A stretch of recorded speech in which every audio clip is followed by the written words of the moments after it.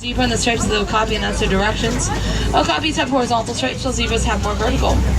They were known as the unicorns of the jungle because they were not discovered in the Western world until about 1901. So it really shows that animal species are constantly evolving and being discovered. We're not only going to see one, but we're actually going to see two black rhinos along the way here. Oh, believe that. Black rhinos are an extremely nocturnal animal, so they get more active as the evening goes on. Now, another thing that makes them pretty hard to find are their numbers. Those are just 2 out of 5,000 of them that are left in existence because they are unfortunately poached for their hippo. As we head a little bit deeper into the forest, you'll see these greater kudu that blend in with their more natural colors and markings. It's kind of like a constant hide and seek with a lot of these animals.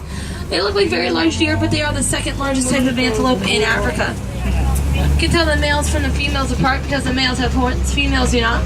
Those are some female greater kudu. Many of the animals that do live in the forest are considered to be crepuscular. Crepuscular means that they're more active during the dawn and dusk hours. So let's make our moves out of the forest here. We're going to go right for the river, the Safi River to be exact.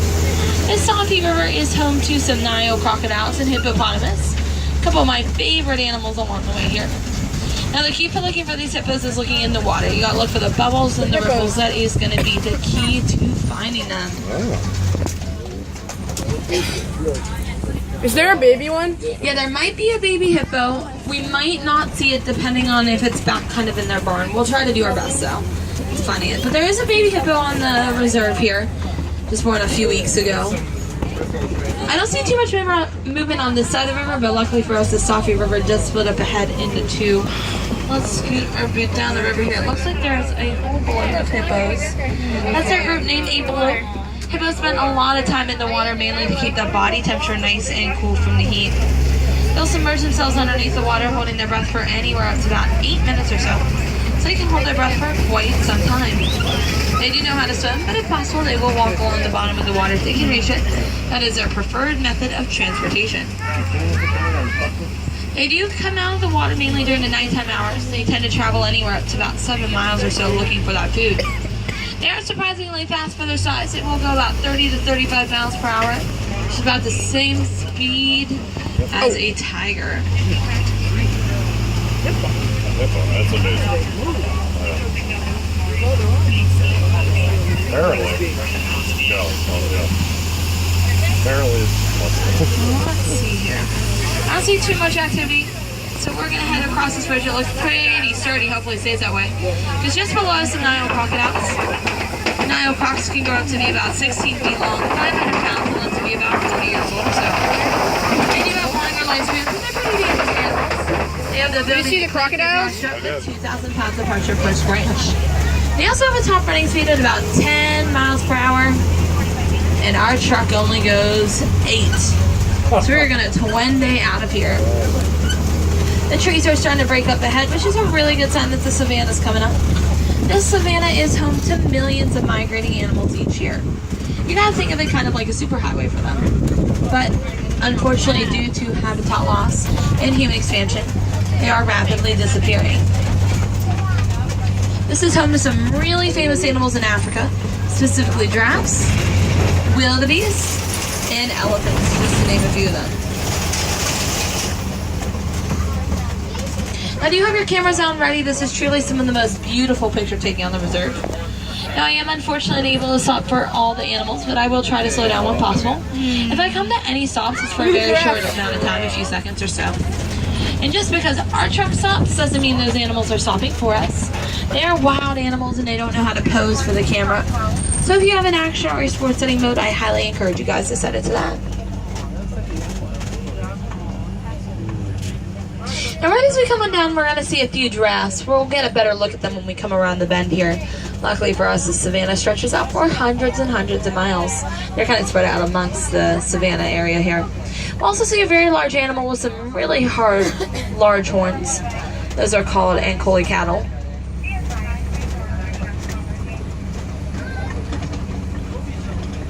Also known as Watusi cattle. A lot of giraffes. They get their name Watusi from the name of the tribe that domesticated them. They're some of the only domesticated animals on the reserve. Now their horns will measure about 4 to 6 feet tip to tip. Pretty massive horns. You'd think that they're heavy on top of their heads, but they're really not too heavy. Actually very light, maybe about 15 pounds each or so. The main reason why they're so light is because on the inside they are hollow. Their horns are hollow to help them thermoregulate their bodies. So they'll circulate blood up in the horns, circulate it back down into their bodies, and it will help lower their body temperature about 10 degrees or so.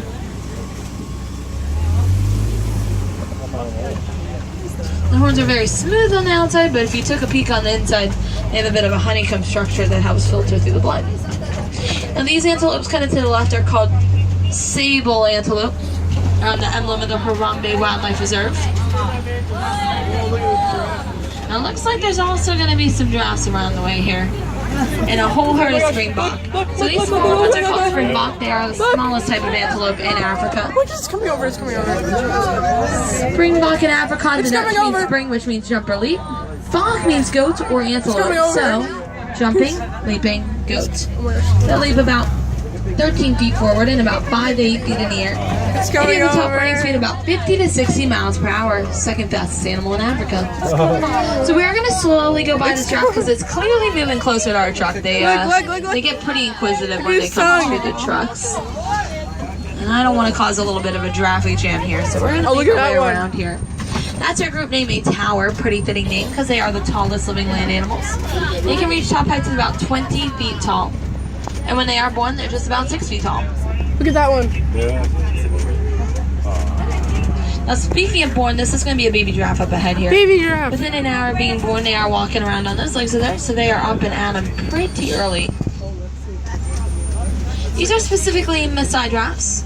You remember the name Maasai because their messier, splotchier pattern that they have. They're one of 4 different species.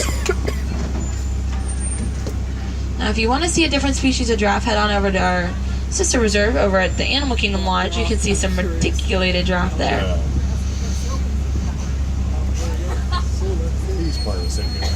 I'll give you a little bit of a glimpse into giraffes' daily activities. They'll spend about 18 to 20 hours a day grazing, so eating. So when do they get that sleep? Well, they don't really sleep for too long in the day. They only sleep for about 30 minutes or so.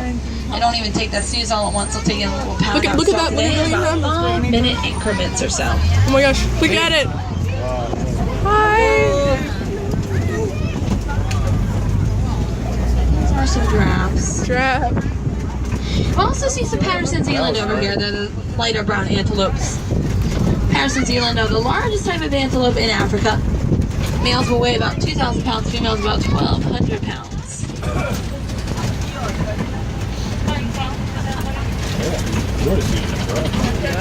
It looks like the giraffes are kind of moving around here quite a bit. Look at the giraffe. Something unique that I learned about giraffes recently was about their hearts. Their hearts will weigh about 25 pounds and they're over 2 feet long. We're also going to see some white-bearded wildebeest coming up here to the side on the right hand, grazing here. You can tell they're white-bearded wildebeest because they're scruff underneath their chin. They're going to be considered a migratory animal, which means that they move around a lot. They'll move around anywhere up to about 750 miles a year or so. About 1.5 million of them will move around all together. That is a lot of them moving at once. They get their name from the Afrikaans word meaning wild beast. Not because they have a wild and crazy behavior. They're actually very tame animals. They get it because they're more haggard, scruffier appearance that they have going on. I don't think we're going to see too much more activity here, so we're going to make our way towards Tembo country. Tembo in Swahili means elephant, so let's try to see some elephants here. This also might be a good place to look for some monkeys. This is Monkey Point. Monkey Point is a camp that was taken over by some mandrills.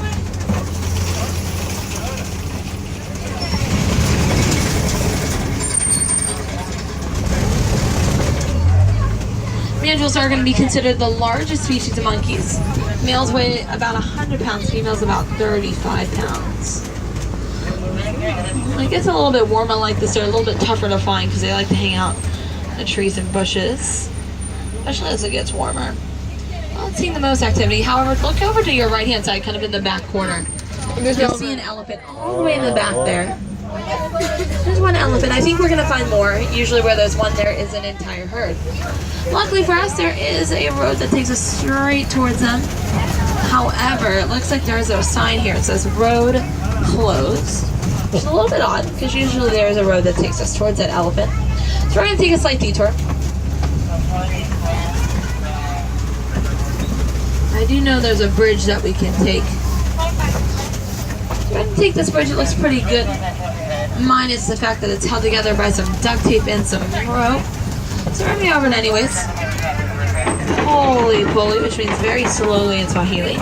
So hold on to everyone and everything. Elephants are sometimes known as the bulldozers of Africa. When they move from one place to another, they tend to knock down trees, roads, it happens. Hakuna Matata. We made it to the bright clay pits. Bright clay pits like this are often a great indication on whether or not we will see some elephant activities. I see some tusk marks and footprints. That is a very, very good sign. It means that the elephants came by and they're eating the right clay. They'll often eat red clay as an actual source of nutrients.